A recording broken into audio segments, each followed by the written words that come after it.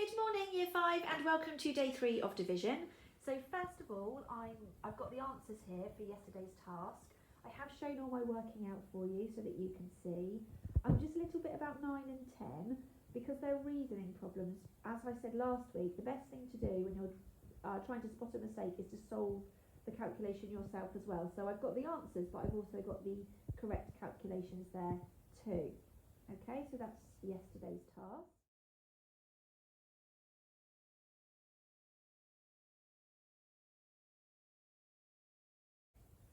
And then moving on, we're going to do a little bit of application. So this is all based around Mr. Soyle's gardening club.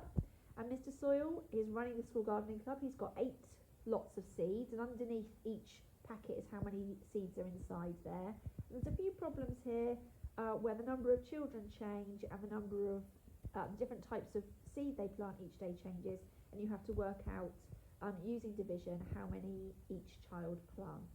The number 4 is to make up your own problem in a similar way.